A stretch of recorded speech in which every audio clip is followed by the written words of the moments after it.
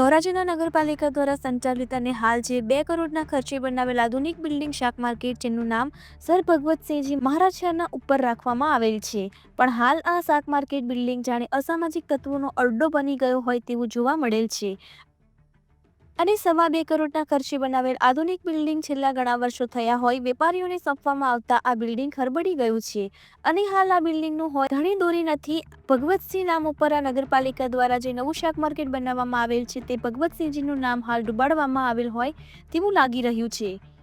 રાજકોટ જિલ્લાના ધોરાજીના નગરપાલિકા દ્વારા બનાવવામાં આવેલ નવી માર્કેટ જે 8 વર્ષ થયા બનાવવામાં આવેલ છે, પણ આજ દિન સુધી આ નવું શાક માર્કેટનું બિલ્ડિંગ વેપારીને સોંપવામાં આવેલ નથી. જ્યારે જૂનું બિલ્ડિંગ હતું તે નગરપાલિકા દ્વારા તોડી નવું બિલ્ડિંગ જે 2.25 કરોડના ખર્ચે બનાવવામાં આવેલ છે, પણ વિવાદને કારણે વેપારીઓને 8 વર્ષ થયા બિલ્ડિંગ અને તેમાં બનાવેલ થડાવો વેપારીને સોંપવામાં આવેલ નથી, જેથી વેપારીઓ જન્માષ્ટમીના મેળાના ગ્રાઉન્ડમાં પોતાનો ધંધો રોજગાર 8 વર્ષથી કરી રહ્યા છે.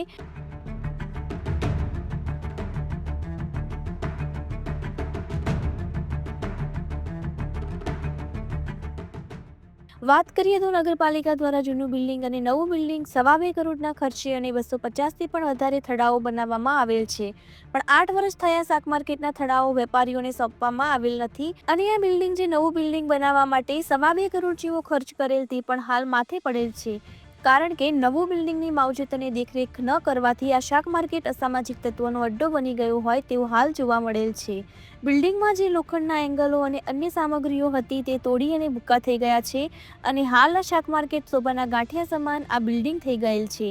ત્યારે કોંગ્રેસના શહેર પ્રમુખ દિનેશભાઈ બોરાએ જણાવેલ કે જ્યારે સર ભગવતસિંહજીનું બિલ્ડિંગ જૂનું હતું એ તોડી અને નવો મિનિંગ ભાજપના કાર્યકાળમાં થયેલ હતું, પણ હાલ આજ દિન સુધી વેપારીઓને પોતાના ઠરાવો સોંપવામાં આવેલ નથી, તો આ ખખડધજ હાલતમાં પડેલું આ બિલ્ડિંગ તાત્કાલિક રિનોવેશન કરી ઠરાવો વેપારીઓને સોંપવામાં આવે. ભાજપ શહેર કોંગ્રેસ પ્રમુખ રાજુભાઈ વાલધાએ જણાવેલ કે આ જે સર ભગવતસિંહજી વખતની આ જૂની શાક માર્કેટ હતી તે ખૂબ જ ખરાબ હાલતમાં હોય અને તેને તોડી ભાજપના શાસનમાં જ નવું બિલ્ડિંગ બનાવવામાં આવેલ, પણ ભાડાઓ જૂના મુજબ ન લેવા અને નવા મુજબ આ થડાઓ સોંપવામાં આવે તેવું કલેક્ટર જણાવેલ હતું અને આ જ બાબતે અત્યાર સુધી આ બિલ્ડિંગ સોંપવામાં આવેલ નથી.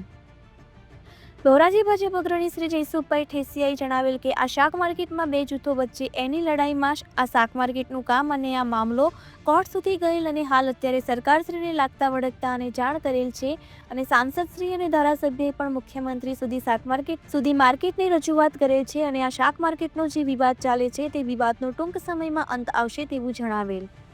તો આ બાબતે શાકભાજીના વેપારીઓ પણ તેવું જણાવી રહ્યા છે કે જે જૂના અમારા થડાઓ હતા એ મુજબ જ અમને પાછા થડાઓ સોંપવામાં આવે તો જ અમે નવા બિલ્ડિંગનું શાક માર્કેટમાં જતીશું.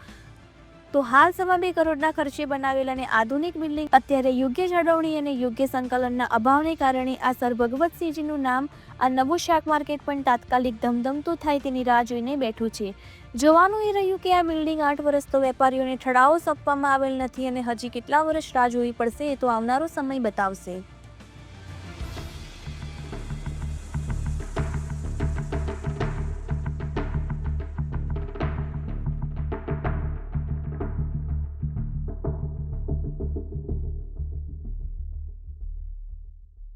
મારું નામ દિનેશભાઈ ઓરા, શહેર કોંગ્રેસ પ્રમુખ ધોરાજી. ધોરાજી શહેરમાં રાજાશાહીના વખતની સર ભગવતસિંહજી દ્વારા બાંધવામાં આવેલી શાક માર્કેટ આવેલ હતી.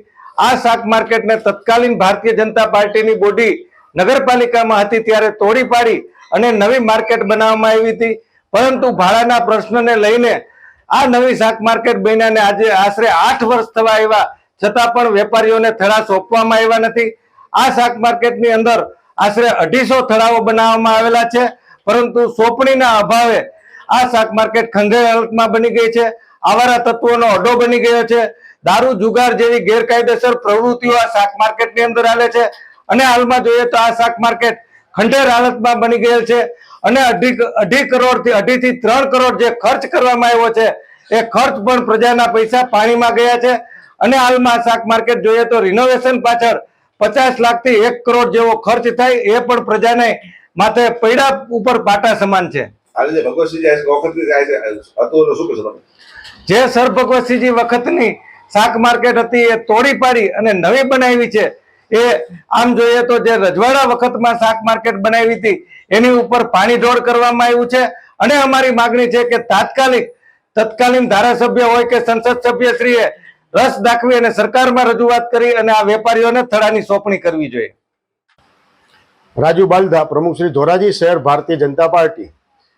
ધોરાજી શહેરમાં ભગવતસિંહજી બાપુ વખતની શાક માર્કેટ આવેલ હતી અને તે ઘણા વર્ષો પહેલાના બાંધકામવાળી હોવાથી અતિ જર્જરિત હાલતની થઈ ગયેલ હોવાથી ધોરાજી નગરપાલિકામાં જે તે સમયે ભારતીય જનતા પાર્ટીનું શાસન હતું ત્યારે લોકોને શાક માર્કેટમાં સારી સુવિધા મળે અને કોઈ ઈજા ન થાય તે માટે આ શાક માર્કેટને ભગવતસિંહજી બાપુ વખતની હતી, જર્જરિત હાલતની હતી, તેને તોડી પાડી અને સારી અને બનાવેલ અને ત્યારબાદ નગરપાલિકા દ્વારા જે કંઈ વેપારીઓને આપવાની થતી હતી દુકાનો તેમાં કલેક્ટર શ્રીના આદેશ દ્વારા એવું જણાવેલ કે હાલની જે કંઈ ભાડું હોય એ જૂનું ભાડુંને બદલે એની કિંમત પ્રમાણે ભાડું વસૂલવું અને એ વસૂલવા માટે રાજકોટ જિલ્લા કલેક્ટર પાસે હાલ પણ ત્યાં પડેલ છે અને સરકાર દ્વારા રજૂઆતો કરેલ છે અને ત્યાંથી જે કંઈ ભાડું નવું નક્કી થઈને આવશે ત્યારબાદ વેપારીઓને. તમારું નામ? જયસુખભાઈ ઠેસિયા, ધોરાજી શહેર ભાજપ અગ્રણી, હાલમાં ઉપનેટા શહેર ભાજપ પ્રભારી. શાક માર્કેટના પ્રશ્ને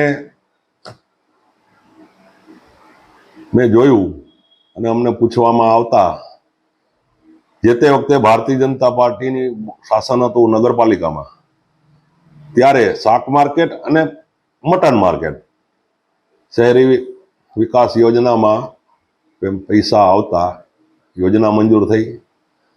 શાક માર્કેટ 2,25,00,000ના ખર્ચે રિનોવેશન કરવાનું નક્કી થયું. ઠરાવ થઈ, બધું કમ્પ્લીટ થયું, બાંધકામ ચાલુ કરવામાં આવ્યું ત્યારે શાક માર્કેટના વેપારીઓના 2 કે 3 અલગ અલગ જૂથોના હિસાબે આ પ્રશ્ન હાઈકોર્ટ સુધી ગયો. હાઈકોર્ટમાં મુદતો પડી, એકાબીજા પર ખોટા આક્ષેપો થયા. ત્યાર પછી નગરપાલિકામાં કોંગ્રેસનું શાસન આવ્યું. એ 5 વર્ષમાં પણ મટન માર્કેટ કે શાક માર્કેટનું નિરાકરણ નથી આવ્યું. ભાઈ કોંગ્રેસવાળા કહે છે કે સંસદ સભ્ય અને ધારાસભ્યને રજૂઆતો કરવામાં આવે છે, વચનો આપવામાં આવે છે. ધોરાજી શહેરના લોકોની જાણકારી માટે કે સંસદ સભ્યશ્રી અને ધારાસભ્યશ્રીની અને શાક માર્કેટના વેપારીઓની સાથે રજૂઆત સીએમને માનનીય મુખ્યમંત્રીશ્રીને થઈ છે.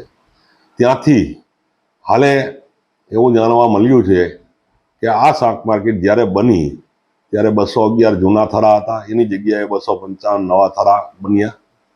પણ સોંપણીમાં વિવાદ થતાં હાઈકોર્ટે પ્રશ્ન ગયો અને એ આજ સુધી ટલે ચર્યો છે.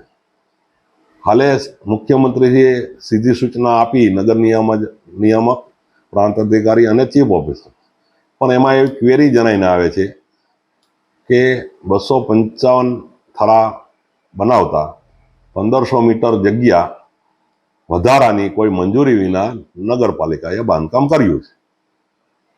હવે એ ક્વેરી સોલ્વ કરવામાં અત્યારે અધિકારીઓ પ્રયત્ન કરી રહ્યા છે અને ટૂંક સમયમાં એ ક્વેરી સોલ્વ થઈ જશે ત્યારે બધા શાક માર્કેટના વેપારીઓને બોલાવીને સરકારશ્રી તરફથી યોગ્ય ન્યાય આપવામાં આવશે. તમારું નામ? દેવીદાસભાઈ સુખવાણી. આ કેટલા વર્ષે દુકાન તમને સોંપડે? શું કારણ છે? માર્કેટને 9 વર્ષ થઈ ગયા, આ 9મું વર્ષ ચાલુ છે. નવી બિલ્ડિંગ બની ગઈ છે પણ જે પ્રમાણે અમારી દુકાનો હતી એવી દુકાનો બનાવી નથી. નાના ગોખલા બનાવ્યા છે, ત્યાં વેપાર હાલે એમ જ નથી. અને મારી 4 દુકાન હતી તો 1 દુકાન દેવી છે. હવે 1 દુકાન મને પૂરી થાય, મારા 3 દીકરા હોય તો જેટલી દુકાનો એટલી તો હોપવી પડે ને.